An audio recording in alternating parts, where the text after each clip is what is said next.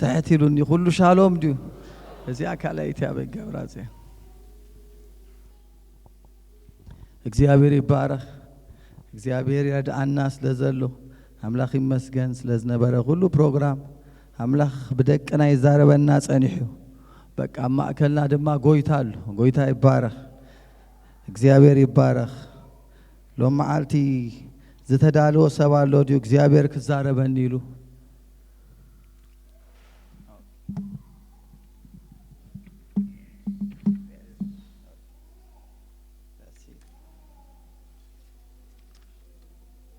ሃሌሉያ መንፈስ ቅዱስ ሺካቶላ ባዲያና ማዶራ ባንዲ እግዚአብሔር ይባረክ መንፈሱ አብዘለው ወሐርነት አለ ተማሊ እግዚአብሔር ጽቡቅ ናይ ጾም ጸሎት ጊዜ ሂቡና ነሩ እግዚአብሔር ይመስገን ምሳና ጎይታ ነሩ እጂ ምሳና አሎ ስጋ ዘላለም ድማ ምሳና አሎ አምላኽ ምሳና ካብኮነ መን ይቃወመና እግዚአብሔር ይባረክ ዋላ ተቃወምትና ብዙሓት ከለውሲ እግዚአብሔር ግን ምሳና ካብ ምህላው ዝተልዓለ ካብ ምሕረቱ ዝተልዓለ ካብ ጸጉ ዝተልዓለ ኢየሱስ ክርስቶስ ጎይታ እስኪ ኢየሱስ ክርስቶስ ጎይታ ይበሉ አቱም ሰባት ኢየሱስ ክርስቶስ ጎይታ ይበሉ ሃሌሉያ ክብርን ጎይታ ይሁን መንፈሱ አብዘለው ሃሌሉያ ናይ እግዚአብሔር መንፈስ አብዘለው ኃይልሎ ቃላሉ ክብርሎ ህልውኑ አብዘለው ሃሌሉያ ጎይታ ሎሚን ጽልይ አለና ተሰማሚዕና ድማ በሓደ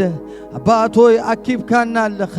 እዚ ማዕድ ጎይታዩ እዚ ኃይሊ ጎይታዩ እዚ ምኽሪ ጎይታዩ እዚ ጥበብ ጎይታዩ ሬካል ቶላ ቫዲያ ማሮቫንዲያ ኩላና ካብ ዘለናዮ በምሕረት አምላኽ ሓፍ ክንብልና እሞ እግዚአብሔር ይባረክ አብ ሰማያት ክንእውጅና አጆኹም አይትድከሙ እግዚአብሔር ኃይልናዩ ሃሌሉያ ኢየሱስ ክርስቶስ ጎይታዩ አቅጣጫ ኸበና ቃሉ ኸመጽ አውሽጥና ቃሉ ሎማዓልቲ ኃይሊ ኸገብር ናይ ቃሉ ብርሃን ክረኽበኒልኩም ጸልዩ ስለ ርእስኩም ንጸሊ ቁሩብ 2 ሚኒት ዝኸውን ናይ እግዚአብሔር ቃል ክቡር ስለ ዝኾነ ወእስራኤል እግዚአብሔር አምላኽካ ክትቀባበሎ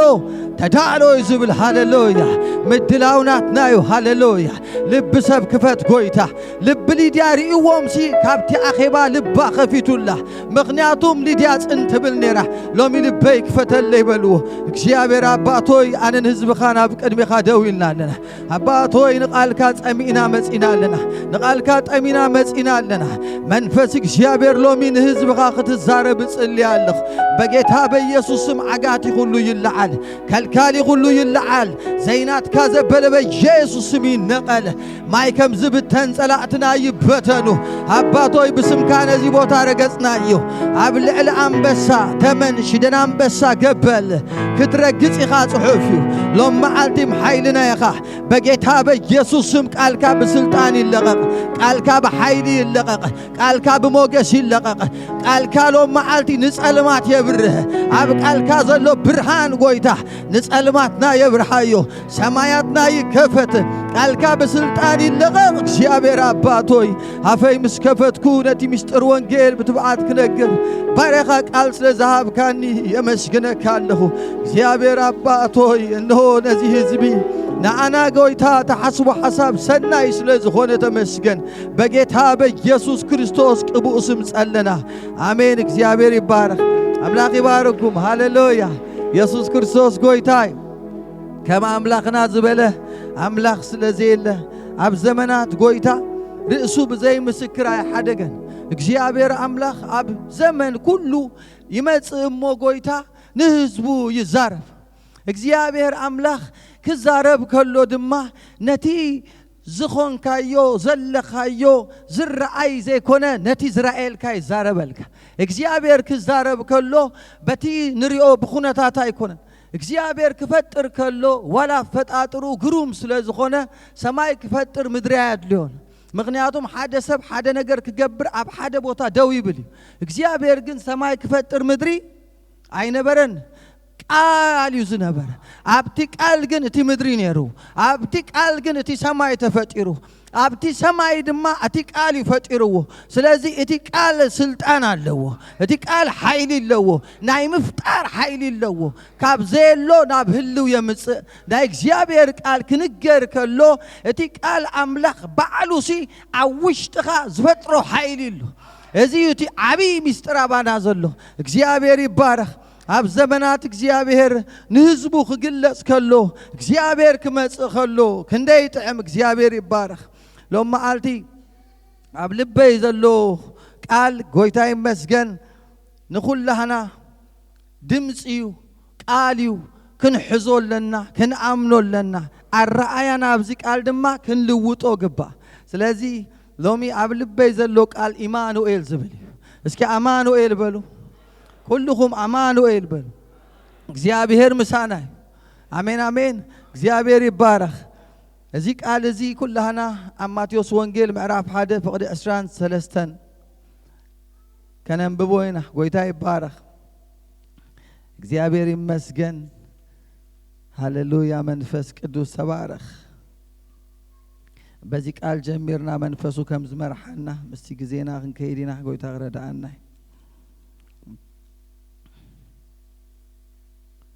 ሃሌሉያ እግዚአብሔር ይባረክ هجي نزي قال زي بشم يسوس كم ببالكم مجمرا لدت يسوس كريستوس كم زيو اديو مريم يوسف كاب 10 شمون تجمري كم بوي تحاص يا خلا كي تراخبوا بمنفس قدوس انيسات رخبت يوسف حصيا صادق سبعاي نبرمو بحبو كحد حسبه انبرك جلص ايفتون نسو ازي كحسب كلو انه ملأخ እግዚአብሔር بحلمي ترايو كم زيلو يوسف ودي داويد اتي حصيتها مريم طنيسات توزلا كم منفس قدوس يمو نموسادا ايتفرح ودي كتولديا نسو خان حزبو كاب حطياتهم كدحنوميو سمو يسوس كتسميويخا ازي كله زي እግዚአብሔር بنبي تزاربو كفصميو كم زي زبل انه دنجل كتنس وديون كتولديا سموخا امانوئيل كبحاليو ترجمو املاخ مسانايو يوسف كاب دقاسو تسيو ملأخ እግዚአብሔር كم زاززو غبره نماريام حصيتو وسدا بخري ودا كسا اتوس تولد كا አይፈለጣን ስሙ ድማ ኢየሱስ ሰማዮብል እግዚአብሔር ይባረክ ቃል አምላክ አሜን እዚ እንታዩ ድምጽ አምላክ ጎይታ ኢየሱስ ይባረክ ብዙ ጊዜ እዚ ቃል እዚ ክንበብ ከሎ ጸጋም የማን ክንሪ ከለና ልደቲና ንዝክር ኣብ ልደት እዚ ቃል ንመሃሮይና ልደት ክመጽእ ከሎ ተአኪምና ብዙ ጊዜ እቶም አገልገልቲ እቶም ቃል አምላክ ንመቅል ስለዚ ቃል አምላክ ተዳሊና ስለዚ ቃል ንሰብኮይና ኣብ ልደት ዝስበክ ቃል ዘይኮነ እዚ ቃል እዚ አማኑኤል ዝብል ቃል እዚ ናይ ትንቢታት መፈጸምታይ እዚ ቃል እዚ ነቢያት ብዛዕባ እዚ ቃል ተነብዮም እዚ ቃል እዚ ተስፋይ እዚ ቃል እዚ ሓይሊዩ ኣብ ህዝቢ ኣብ ወለዶ እዚ ቃል እዚ ትርጉሙ እግዚአብሔር ምሳናዩ ማለት እቲ ንጉሲ ምሳኻሎ ማለት እቲ አምላክ አቢ አምላክሲ አባኻ አሎ ማለት አውሽጥኻ አሎ ማለት ናይ እግዚአብሔር ህላውነት አብሰብ እግዚአብሔር ምሰብ ብዙ ጊዜ አቦታትና አብቲ ዘመን ጉዕዞኦም ደመና ምስክር አለውና እግዚአብሔር ምስኦም ከሎን እግዚአብሔር አብዘይ ብሉ ቦታን እግዚአብሔር ምስኦም ከወጽእ ከሎ እግዚአብሔር ምስኦም አብዘይሎ ቦታ ከቢድ ነገር ይሐልፉ ነሮም ምክንያቱም ህልውኑ ምስኦም ከሎ እቲ ደመና ምስኦም ከሎ እቲ ታቦት አምላክ ምስኦም ከሎ ባሕሪ ሪአቶ ንድሕሪት ሃደመት ብል ኣብ ቅድሚ ባሕሪ ክመጽ ከሎ ባሕሪ ይእዘዞም እግዚአብሔር ምስኦም ኣብ ዘለው ናይ እግዚአብሔር ሰባት ወላ ፍጥረት ይግዛአሎም ነሩ ፍጥረት የዝብለኩም ባሕሪሲ ንመርከብ እንበር ንሰባ ያሳግርኒ እዚ ካብ ሰብነት አእምሮ ወጻኢ ማዕከል ባሕሪ ከሓልፉ ከለው አቦታትና እቲ ምስጢር ካብኦም ዘይኮነ እቲ ምስኦም ዘሎ እግዚአብሔር ምስኦም ክኸይድ ከሎ መጽሐፍ ክነግረና ከሎ ካብቶም ዳንኤል ንጎይታ አዝዩ ቀኒኡ ይጽልይ ስለዝነበረ ወላ ኣብ ጉድጓድ አንበሳ የእቱ ወንበር እቲ ስጋ ዝበለ አንበሳ ንዳንኤል ክበል አይካለን ንምንታይ ተይልኩም እግዚአብሔር ምስ ዳንኤል ስለዝነበረ በዓል ሚሻኤል ሐናንያ አዛርያ አመጻብ ቅዱስ አብ ሐዊ ከእትዎም ከሎ ሐዊ የቃጽል እቲ ሐዊ ግን አብ ልዕሊኦም ስልጣኑ ተገፊፉ ከቃጽሎም አይከአለን ንምንታይ ተይልካ ንጉስ ናቡከደነጾር ክርይ ከሎ አማከሎም አሲሩ አትይዎም ተፈቲሖም ግን ይሪኦም አሎ ከቃጸሉ አትይዎም ከቀሳቀሱ ግን ይሪኦም አሎ ከቋርጹ አትይዎም ከቅጽሉ ግን ይሪኦም አሎ አማከሎም ክርይ ከሎ ወደ አምላኽ ሪዩ ወደ አምላኽ ሪዩ አለኹ ሪይዎ በቃ እግዚአብሔር ይባረክ አብ ዘመናት ርእሱ በዘይ ምስክር አይሐደገን ኢየሱስ ክርስቶስ ትማሊ ኢየሱስ ክርስቶስ ሎሚ ኢየሱስ ክርስቶስ ለዘላለም ያዊው እስኪ አሜን ያዊው ኢየሱስ ያዊው ክብርን ስሙ ይኹን አቦታትና ንዑዮም ተነብዮሞ ነቢያት ተነብዮሞ ሙሴ አብ ሕጊ ጽሒፍዎ ስለዚህ እቶም አቦታትና ካብ ርሑቕ ሪኦም ሻሎም ዝበልዎን ኢየሱስ አብርሃም መዓልተይ ክርኢ ናፈቀይሉ ምስ ረአየ ድማ ተሐጎሰ አንታ ወደ 50 ዓመት ዘይኮንካ ናአብርሃም ርኢኻዮ ትብል ይሎሞ አብ ዮሐንስ ወንጌል አብ 8 አብ 50 ከባቢ ምስ ኢየሱስ አይሁድ ክካትዑ ከለው ስለዚህ is all about Christ ስለ ኢየሱስ ክርስቶስ እቲ ሚስጥር የዝነግረኩም ዘለኹ ስለዚህ ዋላ ሙሴ ንጎይታ ምሳይ ዘይት ወጽእ ተኾንካ አይተውጻና ንዓና ካብ ካልእ ህዝቢ ፍልይ ዘብለና እስኻ ምሳና ምኻድካዶ አይኮነን ኢሉ ምኻድካዶ አይኮነን ምክንያቱም አማከል ሐዊ እቲ ሐዊሲ ኃይሊ ዘይነበሮ ወደ አምላኽ ምስኦም ስለዝነበረ ጎይታ ይመስገን ምክንያቱም እዞም መንእስያት ነቲ አብ ቅድሚኦም ዘሎ ምስሊ አይንሰግድን ኢሉ እግዚአብሔር ይባረክ ስለ ጎይታ ክትቀውም ከለኻ ጎይታ ድማ ይቆመልካ ስለ ጎይታ ክትካታዕ ከለኻ ጎይታ ይዋጋአልካ ነዚሁ ጳውሎስ እቲ ወንጌል በአይ ክንገር ኢሉ በቃ ጎይታ ቆመለይ አበርታዓኒ ካብ አፍ አናብስ አናገፈኒ ኢሉ አናብስ ዮም እኮ አብ ሐድሽ ኪዳንም አለው አብ ብሉይ ኪዳን ጥራይ አይኮነን ንምንታዮም እዞም አናብስ አብ ህይወትና አብቲ ብሉይ ኪዳን ዘለው አናብስ እቶም ስጋ ዝበሉ አናብስ ሕጁን አብዚ ምድሪ ናይ ሲስተም አንበሳሉ አጓብዝ ዝበለ አወዳት ዝበለ አዋልድ ዝበለ ትውልዲ ዝበለ ወንጌል ከይስበርኽ ዝኽልክል እቲ ወንጌል ግን በአይ ክምላእ ኢሉ ጳውሎስ ኩላቶም ጠለሙን ኢሉ ጳውሎስ ግን ሓደ ዓላማ ራእይ ስለ ዝነበሮ ከቀውም አይከአለን ሕጂዚ ባይታ ዝገብረልኩም ዘለኹ እዚ ረኺብናዮ ዘለና ዕድል አጸቢቕና ከነስተውዕሉ ንኢያሱ ድማ ሓንትስ ከምቲ ምስ ሙሴ ዝነበረ እግዚአብሔር ምሳኻ ይሃሉ ኢሉ እቲ ሚስጥር ዘሎ እግዚአብሔር ምሳኻ ሎዶ የለን እዩ አቦታትና አምላኽ ምስኦም ክህሉ ከሎ ነዚሁ ይስሐቅ ትኩር ወዲ ስለ ዝኾነ ወዲ አብርሃም እግዚአብሔር አምላኽ በአጀንዳም በፕላን ዘሐቦም ስለ ዝኾነ ወዲ ተስፋ ስለ ዝኾነ ንአብርሃም ሰዋዓለይ ክብሎ ከሎ እግዚአብሔር ንወዱ ሒዙ ኸይድ ከሎ እቲ ወዱ ብርቱዕ ሕቶ ሓቲትዎ ነብኡ እቲ ዕንጨይቲ ነህለ እቲ ሓዊ ነህለ ናይ መስዋዕቲ በጊዕ ግን አበይ አሉ ኢሉ አበይ አሉ እቲ ሚስጥር ዘሎ እቲ ምሳኻ መን ከም ዘሎ እዩ እቲ ናይ መስዋዕቲ በጊዕ አበይ አሎ ዝብሎ ዘሎ ይስሐቅ እንዳደየቡ ከለው ምክንያቱም ብዘይቲ መስዋዕቲ በጊዕ ጉዕዞኦም ከንቱ እዩ ብዘይቲ መስዋዕቲ በጊዕ እቲ መሰዊኢ ሙሉእ አይኮነን እቲ ናይ መስዋዕቲ በጊዕ ክብል ከሎ ብዛዕባቲ ዝመጽእ ተስፋ ብዛዕባቲ ዝመጽእ መሲሕ ብዛዕባቲ ምእንተ ኃጢአትና ኣብ ማእከል አምላኽን ሰብን ምእንታና ዝስዋዕ ስለ ኢየሱስ ስለዚ እናተነበይዎዮም መጽኦም እዚ ቃል ትንቢት እዩ እዚ ትንቢት ቃል መጽሐፍ ቅዱስ ክነግረና አብ ኢሳያስ 7:14 እቲ ነቢይ ድንግል ከም ትጸንስ ተዛሪቡ እዚ አወለዶ አቦታትና ዝጽበይዎ ዝነበረ ነዚሁ አብ ቀዳማይ ጴጥሮስ ምዕራፍ 1 ፍቅዲ 9 እቶም ብዛዕባዚ ምድሓንዚ ዝተነበዩ ነቢያት ይብሎ ተነብዮም ብዛዕባዚ ምድሓንሲ ደለዩን መርመሩን ደለዩን መርመሩን عم ببلي اسكي إما حاوي هيك زي أبيرش أب قدامي بيتروس حدا حجي 19 توخ إما تشين قلت في بللي تايمز لزين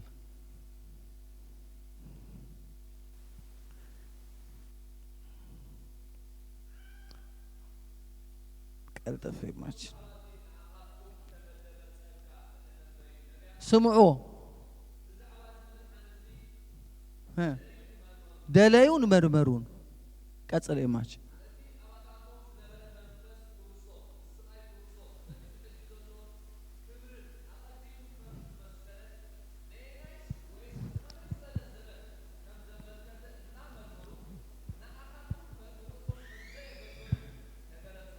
آمين قدوس جرام وانجيل سبخلكم حجي اتنغركم ملائكتي ناو خطمتو يبوغو ايوم آمين قويتاي بارخ حجي تريقوا لهم ازي بزعبا زي مدحان زتنبيو نبيات له بزعبا زي مدحان ده مرمي روميوم اتي مرمرو ام دما نيناي زمن زخونيو مغنياتهم كبيت تنبيتات يزمت نبرة بقى أبزي تسفى يوم زقبرو زنبرو قال لي أتوم كمان إبراهيم عصرت عادة أمينهم يوم ميتهم بقى إذا تنبيتك عاليو إذا فللي زمت أول دوغن أبانا أبتوم ناي حدش كدان أقل تيزخونا ኢየሱስ ክርስቶስ እቲ ትንቢት ስጋ ለቢሱ አማኑኤል ተባይሉ አማኑኤል ማለት እግዚአብሔር ትርጉሙ ድማ ካብ ምድሪ አይኮነን ካብ ሰብ አይኮነን ሰባት አይኮነን ተርጉሞሞ እቲ ብስራት ንማርያም ዘበሰረ መልአኽሲ እንታይሎ ናይ ስሙ ትርጉም ድማ መንዩ አምላኽ ምሳናዩ ሃሌሉያ አማኑኤል አምላኽ ምሳናዩ እስኪ አማኑኤል በሉ አምላኽ ምሳናዩ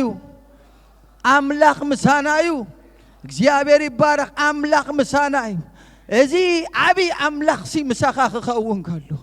እቲ ህይወትን እስትንፋስን ኣብ ሰብ ዝድኩን ጎይታ ምሳኻ ክኸውን ከሎ እዚ ዋጉ ተፈሊጥናዮ አቦታትና ዝሰበኽዎ ሙሴ ኣብ ሕጊ ዝጽሓፎ ነቢያት ብዛዕቡ ዝመስከሩሉ ዓቢ ዕድል እዩ አማኑኤል ክበሃል ከሎ እቲ ንጉስ ምሳኻ ክኸውን ከሎ ናይ ንጉስ ቤተሰብ ክንበሃል ከለና ሕሩይ ህዝቢ ናይ መንግስቲ ክህነት ጥሪት አምላኽ ክብለና ከሎ ቃሉ ቀሊል ማንነት አይኮነን ቀሊል አምላኽ አይኮነን ኣብዚ ዘሎ ምሳና እዚ ማንነት ዝኣተናዮ አቦታትና ካብ ርሑቕ ዝተነበይዎ ኣብ ንጉስ ስድራ ቤት ምእታው ቀሊል አይኮነን ኣብ ማዕዲ ንጉስ ምብላዕ ቀሊል አይኮነን ክዳን ንጉስ ምኽዳን ቀሊል አይኮነን መዓዛ ንጉስ ክትሸትት ቀሊል አይኮነን ሎሚ እግዚአብሔር ይባረክ ጎይታ ነዚ ቃል እዚ ክንዝክሮ ከነስተውዕሎ ደሊሎ እዚ አማኑኤል ዝብል ቃል ህይወት ዝረኸበ ዋጋ ተኸፊሉሉ ደም ፈሲሱሉ ጎይታ መይቱሉ ተሰቂሉዩ ሓደ ቃል ከዘክረኩም ናይ ንጉስ ቤተሰብ ምዃን ቀሊል አይኮነን ዋጋ የኽፍል እዩ ጎይታ ዋጋ ኸፊሉልናዩ ምክንያቱም ኣብ ማዕከል ኣብ መንጎ አምላኽን ሰብን ኃጢአት ኣትዩ ነይሩ እግዚአብሔር ዓይንቱ ጻድቕ እዮም ኢሉ እምባቆ ኃጢአት ክትርኢ ኣይኮነልካን ኢልዎ እግዚአብሔር አምላኽ ኣብ መንጎ አምላኽን ሰብ ንዝኣተወ ኃጢአት ከርሕቕ ዝኣተወ ነዚ ስለ ዝረሓቐዩ አማኑኤል ተባሂሉ እግዚአብሔር ምሳና ክብል ከሎ እግዚአብሔር ምስ ኃጢአት የለን እግዚአብሔር ኣብ ማዕከል ኃጢአት ኣይርከብን እዩ እሞ ኸመይ ኮይኑ አማኑኤል ንብል ቅዱስ እኳ እዩ ጎይታ ጻድቕ እኳ እዩ እግዚአብሔር ሓደ ጊዜ ኣብ ቀዳማይ ሳሙኤል ምዕራፍ 17 ኣብ መንጎ ጎልያድን ኣብ መንጎ ዳዊትን ሓደ ቃል ኣሎ ብጣዕሚ ዝገርም እዩ ዳዊትን ጎልያድን አብቲ እዋንቲ ከቢድ ጊዜ ስለዝነበረ እስራኤል አዝዩ ተሸበረሉ እስራኤል አዝዩ ዝፈርሐሉ ዘመን ይዝነበረ ስለዚህ ዳዊት ግን ሓደ ሕቶ ሓቲቱ ምስ መጸ ጎልያድ የፈራርሖም ነሩ ቀዳማይ ሳሙኤል 17 ጎልያድ የሰንብዶም ነሩ ቀትርን ምሸትን ዳዊት ካብ ኣሕዋቱ ዝነኣሰዩ ኣቦሊ ይኽዎ ተላኢኹ ዝኸይ ዘሎ ልክዕ ግን ኣብኡ ምስ በጽሐ እዚ ዘባጭው ኣብ እስራኤል እዚ የፈራርሖም ዘሰንብዶም ዘሎ ጎልያድ ሲ ንዑ ዝቀተለስ እንታይ ክግበረሉ እዩ ሉክ እቲ ዋጋ ናይ ንጉስ ቤተሰብ ንምዃን ዋጋ ነዚ ዝቀተለ ንጉስ እንታይ ገብሮ ኢሎሞ ከጸግዎ ኣብቲ ናይ እንግሊዝ ከማን ብዙሕ ዓይነት ዌልዝ ይዝብል ሃብቲ ክህቦ ካልኣይ ናይ ንጉስ ጓል ክምርዓው ሳልሳይ ዕዳ ካብ ቤተሰቡ ታክስ ከይከፍል እዚ ኣሸጊሩና ዘሎ ብላስቲንግ ከይከፍል ሲ ነፃ ክወፅእ ግን እቲ ዋጋ ዳዊት ዝኸፈሎ ምስ ጎልያድ ተዋጊኡ ሕሰብዎ እሞ ንጎልያድ ዳዊት ምሰውደቀ ምናልባት እቶም ስድራ ቤት ዳዊት ሲ ቀረጽ ኣይከፍሉ ኣብ ማዕዲ ንጉስ ተበሊዖም ማዓት ሃብቲ ተመጺዎም ዳዊት ግን ዋጋ ከፊሉሉ ዳዊት ግን ምስ ዘፍርሕ ጃይንት ተዋጊኡ ዳዊት ግን ብዙሕ ዋጋ ስለዚ ከፈለሉ እዩ እቲ ስድራ ቤትነት ዝተረኸበ ሓደ ነገር ክነግረኩም አማኑኤል ክብል ከሎ እግዚአብሔር ምሳና ንሕና ምስ አምላኽ ስድራ ቤት ክንከውን ከለና ሓደ ዋጋ ስለዚ ከፈለሉ እዩ ኢየሱስ ክርስቶስ ስለዚ ሞተሉ እዩ ነዚ ሓቂ ኢየሱስ ክርስቶስ ኣብ መስቀል ስለዚ ወዓለ አማኑኤል ዝብል አስተምህሮ ንገለገለ ሃይማኖተኛታት በዓመት ሓንሳብ ይዝክርዎ ልደት ተባሂሉ ይበዓለሉ ዓለም ድማ ትስዕስዓሉ ትብዕልገሉ ሪሊጂየስ ሃይማኖተኛታት ከሙ እቶም ብርሃን ዝበርሃልና ነቲ ሓቂ ዝፈለጥና ድማ ኣይነስተውዕሎን ኢና እዚ ቃል ግን ኣብ ዓመት ልደት ዝስበኽ ዘይኮነስ ኣብ ጸጽባሕ ክትወጽእ ከለኻ አማኑኤል እግዚአብሔር ምሳዩ እግዚአብሔር ምሳዩ አምላኽ ምሳይ ካብ ኮነ መን ይቃወመኒ እዚ ማንነት ናዩ እዚ አይደንቲቲ ናዩ ምክንያቱም ሓድሽ ኪዳን ኣብ ከረንት ድይበሉ ኣይኮነን ኪኖ ጎቦ ባሕሪ ትኸደሉ ኣይኮነን እቲ ቃል ኣብ ኣፍካን ኣብ ልብኻን ቀረባኻዩ ተዋሂቡና ስለዘሎ ሰይጣን እቲ ናቱ ቀዳማይ the scheme of the devil ናይ ሰይጣን ዋና ፍሕሶ የረስዓካ ሸለል ክትብል ይገብረካ ከተቕልሎ ይገብረካ ከመይ ገይሩ አምላኽ ሲ ምሳና ከመይ ገይሩ ሲ አምላኽ ንዓና ክመስል ኢልና ክንሓትት ኣለና ትፈልጡ ዲኹም እሱኮ አምላኽ ክንሱ ኣብ ፊልጵስዩስ 2:5 ማዕረ አምላኽ ምዃኑ ከም ምንዛዕ ኣይቆፀሮ ንብል መልክዕ ባርያ ወሲዱ ንዓና መሲሉ ንሕና እኮ ንዑ ምምሳል ክብሪዩ ክጽብቕ እኮ ኢየሱስ ክርስቶስ ምምሳል እሱ ግን ንዓና ክመስል ከሎ ሕሰብዎሞ ንሕና እኮ ኣብ ቅድሚ አምላኽ ዝረአይ ነገር እኮ የብልና እሱ ግን ንዓና ክመስል ፈትዩ ብእንቲ ንሕና ንዑ ክንመስል ነዚ ኳዩ ክርስትና ማለት ህይወት እዩ ምንባር እዩ ምምልላስ እዩ በዓል ዳዊት ነቲ ናይ አምላኽ ማንነቶም ኣብ ቅድሚ ጎልያድ ዳዊት ብምንታይ ክስዕር ክኢሉ ዳዊት ሓደ ነገር ዝተረድኦ ነገር ነይሩ አምላኽ ምስኡ ከም ዘሎ እስኪ እግዚአብሔር ምሳዩ በሉ እዚ ሓቂ ኣብ ህይወትና ኣብ ጸጽባሕ ተዓውጅናዮ ተጸሊና ብሓቂ ዝብለኩም እግዚአብሔር ምሳና ከም ዘሎ ብእምነት ተወፂና እዚ ናትና ማንነት ክኸውን ኣለዎ አይደንቲቲና እዩ እግዚአብሔር ምሳና እግዚአብሔር ቅድሜና እግዚአብሔር አውሽጥና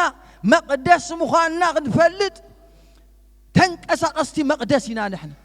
በቃ ንሕና ደውዘ ተንቀሳቀስቲ መቅደስ ኣብ ብሉይ ኪዳን ቤተክርስቲያን በዓል ያተብዕል ኣብ ሓድሽ ኪዳን ግን ናይ ቤተክርስቲያን መርዓዊ ክርስቶስ እዩ መርዓዊ ድማ ምስ መርዓቱ እዩ ጎይታ ኩሉ ሻዕ ምሳና ኣሎ ስለዚ ዳዊት ኣብ ቅድሚ ጎልያት ክበጽሕ ከሎ ካብ ካልኦት ፍልይ ዘበሎ ሓደ ካልእ ነገር ኣይነበሮን ኣተሓሳስባ እዩ ቁመት ኣይኮነን ሩጉድ ኣይኮነን ቅጥኒ ኣይኮነን ናይጄሪያዊነት ኣይኮነን ኣሜሪካዊነት ኣይኮነን ብቃል አምላክ ዝተለወጠ ማንነት ስለዝነበሮ ኣብ ማዕከል እቶም ክዋግኡ ዝወፁ ሐቀኛ ተዋጋኢ ግን ብድሕሪት መጽ ክሪኦ ከሎ ንጎልያድ መጀመርታ ናይ ጎልያድ ድኻም ተዛሪቡ ናይ ጎልያድ ዘይተገዝረ ፍልስጤማዊ ኢሉ ወቂዕዎ በቃ መጀመር እስኪ ሎሚ ድኻም ጸላኢኻ ምርኣይ ናይ ጸላኢ ሰበኽቲ ለው ገጅፍዩ ነውሑ ከቢድ እዋይ ዚ ዓዲ ክኸብድ እዋይ ሆላንድ ኮ ኸብድ እዚ ወፃእ እንታይ ኣለዎ ዝብሉ ኣይትስምዑዎም ድኻሙ ተዛረቡ ደቀየ እስኪ በሉ እዚ አንስ በካዶ ቀዳማይ ዮሐንስ እስኪ በሉ ስበኹ በሉ ምሳይ ቀዳማይ ዮሐንስ 4 ፍቅድ 4 ንዓዩ ተጻሒፉ በሉ ንዓዩ ተጻሒፉ ደቀየ ንስኻትኩም ካብ አምላኽ ኢኹም ካብቲ ምስኦም ዘሎ ምሳና ዘሎ ይዓቢ እሞ ስለዚ ሽዒርኩም ኢኹም ኢየሱስ ጎይታ እዚ ቃል አምላኽ ንዓናዩ ተጻሒፉ ዘሎ ስለዚ ክሪኦ ከሎ ዘይተገዘረ ፍልስጤማዊ ታይ ዓይነት አረአያዩ መን ኮይኑ ኣብ ጭፍራ አምላኽ ኣብ ህዝቢ አምላኽ ዘባጭ ዘሎ ኢሉ ማንነት ናይቲ ህዝቢ ኸማን ጊልያ ሳኦል ኢሉዎም ጎልያድ እሱ ግን ጭፍራ አምላኽ ኢሉ ኣብዚኡ እቲ ምስጢር ዳዊት ድማ ነቲ ዝተነግረሉ ነቲ በአምላኽ ዝኾነሉ ዘይርስዕ ሰብ እዩ ዝነበረ ምክንያቱም ዳዊት ልክዕ ከምዚ ኣብ ፑልፒት ከምዚ ሰብከኩም ቀላል ሰባይ ሰበኾን ንጉስ እዩ ዝዛረቦ ሳኦል ክዳን ልብሱ ለቢሱ ምስ ግርማ ሞገሱ ንውሑ ምስቲ ስፍሑ ምስቲ ማንነቱ ሳሙኤል ከማን በቃ ተገሪሙ ማለት አይኖ አቢ ጽቡቕ ምዃኑ ይዝረብ መጽሐፍ ቅዱስ ክዛረብ ከሎ ብሳኦል ድምጽሲ እዚ ተዋጋኣይ እዩ ካብ ንእስነቱ ውግእ ፈልጥ እዩ እስኻ ግን ኣይትኽእልኒኻ ክብሎ ከሎ ንጉስ እዩ ዝዛረቦ አከዳድኑ ኸማን የፍርሕ ዳዊት ግን he know himself ማንነቱ ፈልጥ እዩ ዳዊት እቲ አባጊ አቦይ ክሕልው ከለኹ ምሳንበሳን ድብን ካብተን አባጊ ምስ ወሰደሲ ይምን ዝዖነ አርኪቤ ቀትሎ ነረ እዝክር ነሩ ዳዊት ሪኹሞ ቃል ብቃል እዩ ዝፈርስ ብቃል የፍርሶ ነሩ ናይቲ ናይ ንጉስ ቃልሲ አምላኽ ምሳዩ ዳዊት ኣብ ህይወቱ ናይ ምዝካር ባህሪ ኣለዎ ኣብ ህይወትና ድማ አምላኽ ክንዝክር ደሊ ካበይ ከም ዘምጻና ኣብ ሆላንድ መጺኻ ፈዘዝ ስምባደ እቲ ኩሉ በባህሪ ሊቢያ ገለመለ ገለሰብ መጽዩሲ በአምላኽ ኣብዚ መጽኹ ደናገር ከሎ ክፈርሕ ከሎ በአምላኽ ግን ትማሊ እኳ ካብቲ ዘሳገረኒ እግዚአብሔር ሎሚ እመኑ ትማሊ ምሳይ ዘሎ ጎይታ ሎሚ ምሳይ አሎ እስኪ አማኑኤል በሉ አማኑኤል እግዚአብሔር ምሳናዩ ኢየሱስ ጎይታ እዘን ወርሒ ክልተ ወርሒ ን2026 ዝኣትዋ እዘን ኣዋርሕ ብዙሕ ፈተናታት ስለዘሎ አማኑኤል ይትኩም ውፅኡ አሜን አማኑኤል ኢልኩም እተው አማኑኤል እግዚአብሔር ምሳናዩ ኣብ ኣየራት ምክንያቱም ክርስትና ነቲ ቃል አምላኽ ምስማዕ ነቲ ቃል አምላኽ ምእዛዝ ምስትንታን ንቃል አምላኽ ድማ ምእዋጅ ክርስትና እንዳደየቡ እንዳአወጁም ዝኸዱ قدامي كمو باستري مهرنا نيرو بقى እግዚአብሔር አምላክ አምድያብ ዘብጽ ሐካ አፍጻሜ ዘብጽ ሐካ ንቃሉ ክትእውጅ ከለኻይ እዚው እቲ አቢ ሚስጥር ዳዊት በፍጹም ዘስተንትን ማንነት አለው አመዝሙር 143 ፍቅድ 3 አብኡ እንታይ ዝብል ቃል አሎ እቲ ናይ ቀደም መዓልታት ክዝክር كل تجبار كحسب تجبار أداوك كذكر كل خوسي أداوي ما بخا يلقل آمين آمين آمين نفسي كم درق مدري زله تسأم أكا إما خمودياته نينك لا علي قدمي الكاج تات the old days نايك أدم معالتات كذكر هو كل تجبار كاستنتن جبر أداوكا كحسب كله أداوينا بخازرجح رأيه نفسي كم إزي مستريو داود كل شيء يدوك ناب أملاك كزرجح زبلو اتينايك أدم معالتاتو يرسعني ويذكر نيرو يستنتن نيرو نجبر እግዚአብሔር نتكبر أداو كل شيء كحسب كله يلو هاللويا كحسب كله كابزياو صموتي مزمور رايتينغ زمك حلو يبلين ناتي زبلو ازي لني لبقد مخا زمك حو نسخايخا منچ خلو ناي صبغي ذهب كاني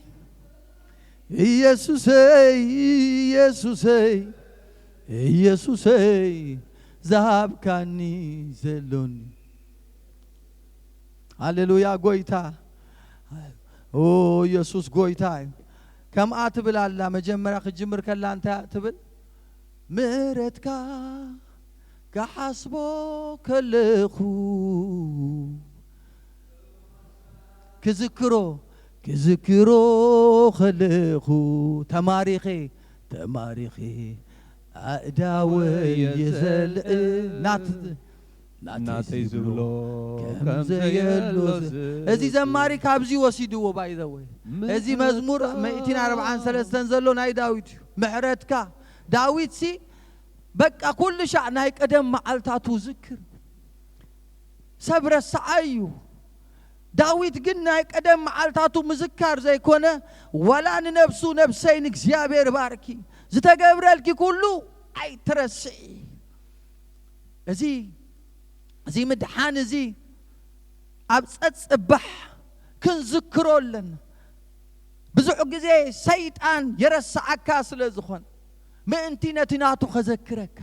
سيطان كل تمان النتالو يرسعك نتيناتو خذكرك عندنا دما يذكرك نتيناتك خرسعك كل تمان النتي زلو نزيو باولوس اتي عبد حري زلو نارسعكو زبل نتياب قدمه يزلو مطاطر دحريو تريو باولوس ساوليو تريو قتالايو غفافاي سبيو سلازي ازي كرسع አለው ማንም በክርስቶስ ተኾይኑ حديث ፍጥረትዩ ንቅድሚትዩ ክርስትና ንድሕሪት ኣይኮነን ነቲ ኣብ ቅድሜኻ ዘሎ ኢኻ ትመጣጠር ጳውሎስ እንታይ ትገብር ተኸይልካዮ ናይ ድሕረይ እንዳረሳኹ ነቲ ኣብ ቅድመይ ዘሎ እመጣጠር ኣለኹ ናበይኻ ትመጣጠር ተልካዮ ናብቲ ላዕለዋይ ጻውዒት ሃሌሉያ ናበይኻ ተልካዮ ናብቲ ሕንጹጽ ዕላማ ናበይኻ ተልካዮ ናብቲ ዓስባ ዓወት ኢየሱስ ጎይታይ ክርስትናሲ እንዳረኣኻ ትኸዶይ እንዳስተንተንካ ትወጾዩ ምክንያቱም እቲ ዘመን ከቢድ ስለዝኾነ ጻድቕ በእምነት በህይወት ይዝነብር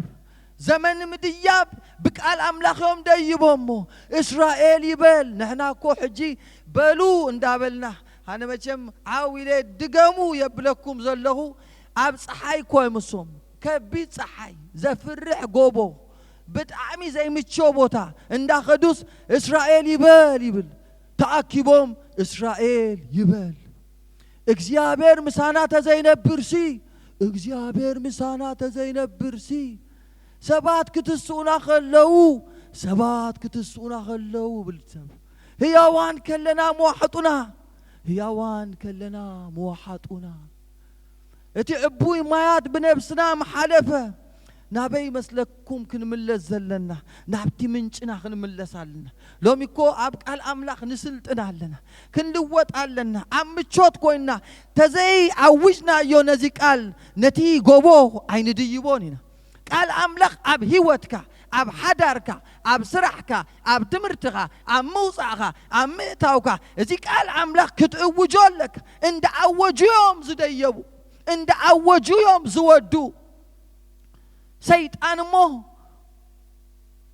اتي وانا ناتو فحصو سيطان نبلو يرسعك مجوت يرسعك تعمي يرسعك كومفورت زون اللو سيطان كومفورت زون حدك قال مدقفتاك خوننا خنقركم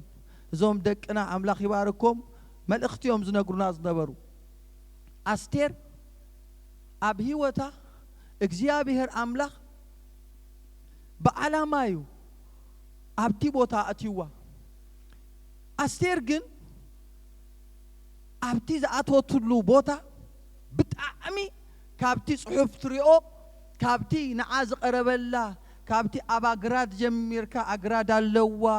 ጽቡቅ ክዳን ጨና ብልዒ መስተ ምቾት ሜካፕ ገለ ኩሉ ነገር ተማሊኡላ موجس مسرخبت مسأتوت دحر شجر مسمسة همان نهزبي كتفو نتي نجوسي أما كلك حدا هزبي فلوي هزبي له زتزر زرا ن حق نجوس زي جزاء كتف يجيب بايو إلوس همان كاب نجوس نايك قلبت محتم رخيبو برور ورقي تمدبو اتي هزبي ايهود كتف اب جنبس وسازلو هزبي ببخيات كلو مردوكاي حمخشتي ناس نيسو كتصوم كتصلي كلو تفلطوا ديكم استير كدان سديداتل كدان مخنياتو نتي نهزبي نمتفع زمص فتنا أستير أبزي إوان أيتردى كدان سديداتل ماردوكاي أيقبلني نتي كدان نايزي فوسي كدان أيكونن بزي زمنم كم ولو نشجراتنا كدان نجزألو نشجراتنا عدن لوت قالو كندا أستراليا نخدلو نشجراتنا السجن فوسي يكون نزي إواني وجزيابه رابزي بوتام شوكي مسبلا تفلتوا ديخوم ناي كل مفتحي مستر انتاي كم زتجبره زوم قلعتي نقرونا نيرو من تاي سلسته معالتي صوموا لي صليوا لي እግዚአብሔር አድሒንዋ ምክንያቱም ማርዶካይ ሜንቶር ገርዋ መሊስዋ ምቾት የረሳዓካይ ምክንያቱም ነቲ ሽግርሲ ክዳን ስለዘለዋ ማዓት ክዳን ሰዲዳትል ሎሚም ገለ ሽግር ክመጽኸሉ ኣብ ጅባኹም ኣብ ዶላርኩም አይትእተው ምንብርካ ክልመዱ ንጸልይ ምንበርከ አሕዋተይ it is serious you ክርስትና بدنبي serious يتوجع زلوا بدنبي بقى بتعمي سلدقهم سلوداتكم سلوالدكم سلديتاتكم تواقوا يزول الكلام له وتادراتنا سلازي يرسع كاس لزخونيو أذكروا إخزيابير أملاخ يباركوا أذكروا بك دحار نابس الله تمليسا داويد ما بزح جزيس لنسب كوكو حونا يزمسلنا زماري داويد እግዚአብሔር ይባርኩ ዳዊት ድማ ማህፉዳ ያምጹ ላይሉ ምክንያቱም አብጽ ይግላግ ነገር ምስተለወጠ ማህፉዳ ያምጹ ላይሉ ዳዊት ናብ ጸሎት ተመሊሱ እግዚአብሔር ተዛሪቡዎ ሕጆና ሕቶታትና መልሲ ከይንርስ ጸሎት ዩ ኢድናም ቢርና አብደቅና ምጽላዩ زيتي كرنا ندقنا مصلايو ازي اولد فاشن كريستنا زمسل نابتي اوريجينال كنملسالنا نزيو بعل داويد اب زمناتهم فصيمو ما يرسعون يوم نيرو ناي قدم معلتاتي كذكر زذكر سب زستنتن سب ناي قويتا نقر زحاسب سب أعداو كل شع يلعلي ازي عين السب ريليجيس هيكونن نزيو ازي سبكت نهايمانو تنياتات اي متشومنيو نمنتاي امانوئيل تيلكا اغزيابير مساخال سب مساخا بغزاخا مچم تعديمو مصيو كوفا بيلكايو ناب صالون ناب مدقساي تخيدنيخا كتعللول لك قبو كبري كتبول لك تانكيو كتبلول لك سلازي أبيتنا أبجزنا أبيودنا زعتوا زتوهبنا قويتالو مسأبسي هسان توليدنا ودي توهيبنا يوزب توهيبنا اللحواتي تقبلنا يولنا عمين يسوس قويتاوينا لنا جن أبيتنا زعتوا قويتا نقارو دو ما ينقرب لنا زيتي دون لخيول لنا نسالمو دول لنا سمعون عدليو رخيبو يسوس أبيتو آتيو جن بزعباتا دغام زلوا سبيتي نبي تزخون من النتا مسفلت قم قاميو لو من مالو قم قمتي بردوزي باستريو ازي نبيو زبلو منفساوي دقق عصوات يوم زيوم اي عابين يوم كم يسمعون نبي تزخون مرمر ما انم زي حتتو نبي زي كون يسوس كريستوس كاب نبي زبلص عبي نبي السغايلو كابزاتو نحاده ملقح كلته ملقح نيروم وتي حدا 500 تلقح تي حدا 5 نخلتيهم حد يقول لهم منهم كم نمنهم مسبلو من يحقوس مسبلو اتي صب معت بزح استحاده قال بزح سلازفقرت بزح تحد يقول لا سمع سمعون انا كابزاتو نغري ما يقرب كان واي كحفر كابزاتو يلوك هجي سلا امانوئيل يسبككم زلو ازي امانوئيل نبلو املاخ مسانا له نحنا دو مسؤول لنا ما يدون يقربلو اتا سبيتي كون عقتيا سمعون فريساوي كابزاتو جن ما يقرب كالين او ماي لورد هجي ميوزيك قال ኢየሱስ አባኻሉ አማኑኤል እቲ ቃል ኣብ ኣፍናን ኣብ ልብናን ቀረባይ ጎይታ ምሳናሉ ስለዚ ነዚ ጎይታ ኣብቲ ዝተሰብከ ስብከት ኣምልኮዩ ፌሎሺፕ እዩ እታ ሰበይቲ ኣብ እግሪ ኢየሱስ ብጾግራ ብክብራ ሎሚ ዶ ኣብ ቅድሚ ጎይታ ትሕት ክንብል አማኑኤል እንዳበልና እሱ ምሳና ኮይኑስ ንሕና ምስኡ ተዘየለና እንታይ ይጠቅም እዚዩቲ ዓቢ ምስጢር እግዚአብሔር ምሳኻ ተልዩ መን ይቃወመካ ሎሚ ግን በመዝሙር ተኾይኑ እግዚአብሔር ምሳና ንብል ተኾይና ንሕና ግን ብግብሪ ምስኡ ተዘየለና ዶወይ እግዚአብሔር አይጥበርን ስለዝኾነ ናይ ቀረባ አምላኽ ኢየሱስ ክርስቶስ ጎይታ ካብቲ ምስኦም ዘሎ ምሳና ዘሎ ያዓቢ እቲ ንጉስ ምሳና ስለዘሎ ሕዋተይ እቲ ዝተቀበልናዮ ምድሓን ቀሊል ስለዘይኮነ ዋጋ ዝተኸፈለሉ ስለዝኾነ ነዚ ዋጋ አጸቢቅና ክንፈልጥ ከይንርስኦ ዘከርቲ ክንከውን ከነስተንትን ኢየሱስ ጎይታ ቀሊል ከይመስለኩም ነኤቫ እታ ናይ ትውልድ አደ ዝነበረት ሂዋን ኣብ ዘመና ዝረኸበቶ ዕድል ሰይጣን አረስዒዋ ነቲ ብዙሕ ዝሃባ ዘይኮነ ነቲ ሓደ ከይትበልዒ ኣብ ማእከል ዝበላ ንዓ ዘኪርዋ ሰይጣን ነቲና ታረስዒዋ ዮሴፍ ግን አይረሳን ሰይቲ ጲጣፋራ ምሳ ይደቅስ ኢላ ሒዛት ጎይታ ይልዋ ኩሉ ሂቡኒ ኢሎ ይልዋ እንታይ ከም ዘሎ ገዙ ኸማን አይፈልጥ ንዓኺ ግን አይሃበኒ ይልዋ አሜን አሜን ንዓኺ ግን አይሃበኒ ንምንታይ ዮሴፍ ነቲ ዝተዋሃቦ ፈልጥ አይረስዖን ምቾት አይረስዖን ዮሴፍ ምክንያቱም ዮሴፍ ትርጉም ስሙ ባዕሉ ሙሳኽ ማለት ካብ ዮሴፍ ዝተላዕለ ቤት ጲጣፋራ ተባሪኹ አማኑኤል እግዚአብሔር ምሳና እግዚአብሔር አማእከልና አሉ እግዚአብሔር አማእከልና እዚ ዓቢ ዕድል እዩ ህዝበይ በዚ መንፈስ እዚ እግዚአብሔር ይባረኽ አማኑኤል እግዚአብሔር ምሳዩ እስኪ እግዚአብሔር ምሳዩ በሉ እግዚአብሔር ምሳና አሉ እግዚአብሔር አማእከልና አሉ ሃሌሉያ እዚ አዋጅና ንእውጆ እዚ ቃል ከነውጽ ኸለና አጋንንቲ ይወድቁ እግዚአብሔር አምላክ የሎን ዝብለሉ ምድሪና ዘለና ነቶም በቃ እቲ አሻ ብልቡ እግዚአብሔር የለኒ ልብል ንሕና ግን ክንብል አለና እግዚአብሔር አሎ እግዚአብሔር አማኑኤል ምሳና አሎ እግዚአብሔር ምሳይ አሎ ጎይታይ ዛረበኒሎ ንሕና ትፈልጡ ዲኹም ድምጽ አምላክና ድምጽ አምላክ ንሕናይና ዮሐንስ ምን ታዩ አገልግሎት ካምስበል ካዮ ጓሳይ ኮነ ሐዋርያይ ኮነ ምንም አይበለን ዮሐንስ መጥብቁ አበረኻ ዝውጅ ድምጽ ይሉ ንሕና ትፈልጡ ዲኹም አብዚ ሆላንድ አብ ኢሮብ ድምጽ አምላክና ንሕና ህይወትና ድምጽ እዩ አካይዳና ድምጽ እዩ ስብከትና ህይወትና እዩ ስለ ጎይታ ንኽደኑ አከዳድና ስብከትና እዩ ንለብሶ ልብሲ ክዳናሲ ስብከትና በቃ ክዳንና ባዕሉ ወንጌል ይሰብኽ ክዳን ትፈልጡ ዲኹም በዓል ደረፍቲ በዓል ሪያና ዲዮም በዓል ቢዮንሴ ዝበሃሉ ደረፍትታትሲ ሚውዚክ ኢንዱስትሪ ፋሽን ኢንዱስትሪ እዚኦም ሰባት አከዳድነንሲ ንዓን ይሰብኽ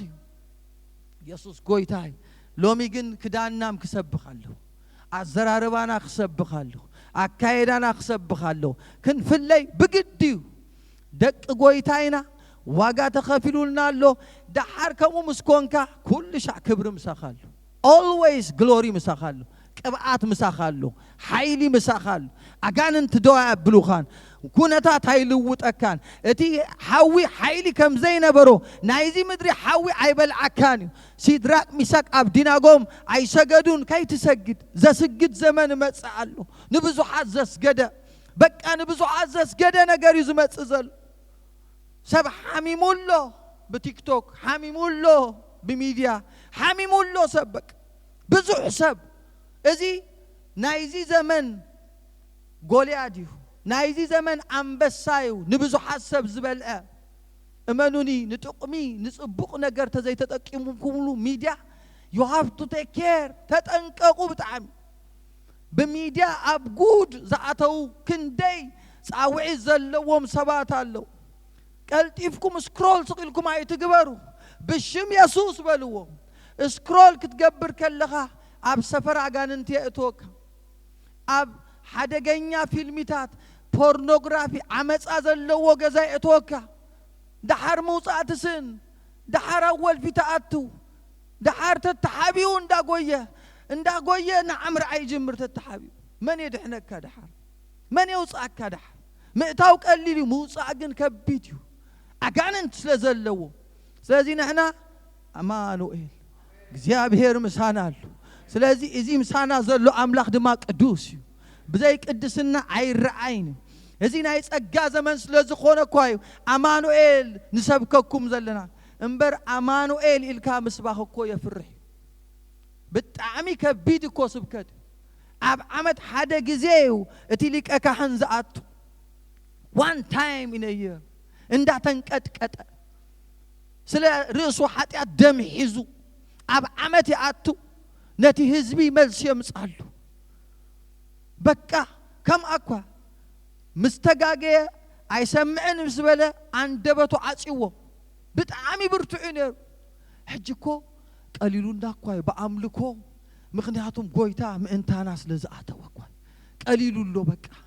በቃ በጸጋይና ዘለና ግን ከነስተውዕሎለና በቃ እግዚአብሔር ይባረክ አማኑኤል لما قالتي እዚህ ቃል ንኹላህና ኣብ ልብና ነሐዞ ኣብ ዓመት ሓንሳብ ንሰብኮ ስብከት አይኹን አሜን ንጎ ክንወጽእ ኸለና አማኑኤል ክንአቱ ኸለና አማኑኤል አወሪ ሓንሳብ ንሰትዮ ደም ስጉ ኢልና ንወስዶ ኣብ ሰተኹሞ መጸንሲ በቃ ክትዝክሩኒ ስለዝበለ ኣብ ንጎ አነ መቼም ንጎ it means ነዊዕ ዓመት 10 ዓመት ገለገብር ንጎ ኾጽ ኸለኹ ማይ መሌ ጸሌ ደም ኢየሱስ ይሰትየ ዞጽ ኩልሽ ደም ኢየሱስን ስጋን ወስደ ባዕለይ ንጎ በጣም ይጠቅመኩም እዩ ሪሊጂየስ ዘይ ምዃን ስርዓት ዘይ ምግባር ኣብ ዝኾነ ሰዓት ክገብሮ የዚ ከም ስርዓት ጽቡቕ ግን ኩልሽ አክቲቭ ምዃን ለምታይ ከምኡ ዝብል ዘለኹ እቲ ዘመን አፖስታሲ ስለዝኾነ ብዙሓት ሰባት ካብ እምነት ይዓልዩሎ ብዙሓት ሰባት ንድሕሪት ዝምለሱሉ ዘመን እዩ ብዙሓት ሰባት በቃ ናብ ብዙሕ ቦታ ዝኽየድ ስለዚ ብርግጽ ነቲ ዘለካ ስጋብ ዝመጽእ አጽኒዕካ ሓዞ አጽኒዕካ ሓዞ እዚ አማኑኤል ተባሂሉ ዝረኸብናዮ ዕድል በቃ ነቲ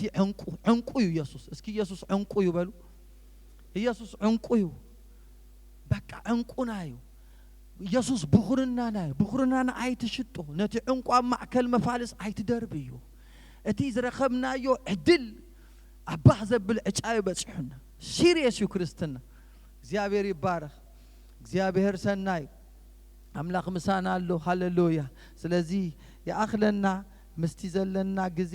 በዚህ መንፈስ ክንጽልይ ጎይታ ይባረክ እግዚአብሔር ይባርኩም